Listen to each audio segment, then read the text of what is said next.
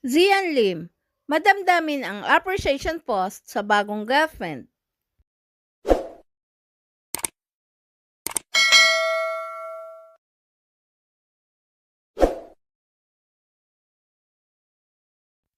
Sa kanyang social media account, madamdamin ang naging appreciation post ng aktor na si Zian Lim sa kanyang producer girlfriend na si Iris Lee.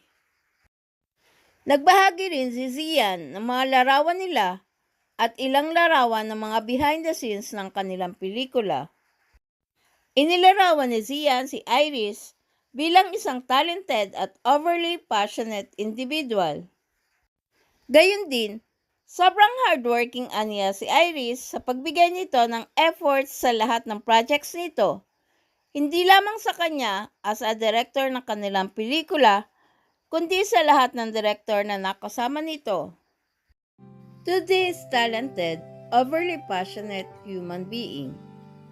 Hardworking is an understatement when it comes to the effort you put in all your projects, may it be with me or all the great directors you have worked with. Our movie would not be the way it is now if it weren't for you, juggling the logistics in the Philippines and Thailand, plus the creative side of Kumantong. When all seemed impossible, you believed, pushed, carried everyone, and went through great lengths and created magic. To more films with you at Iris Lee.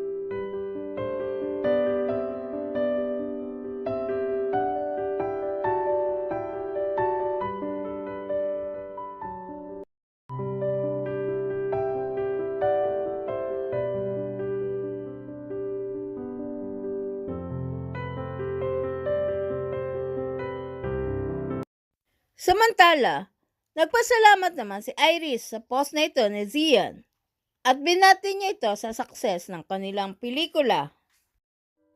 Thank you! Congratulations again to us, the actors and the whole team. Nailuwal nating lahat ang baby mo because of your infectious creative energy and childlike enthusiasm.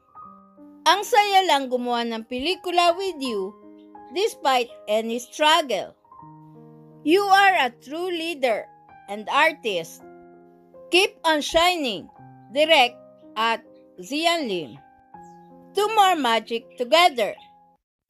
Ang pelikula na pinagsamahan ni Zian at Iris ay sinulat nilang dalawa, dinirect ni Zian at si Iris ang producer.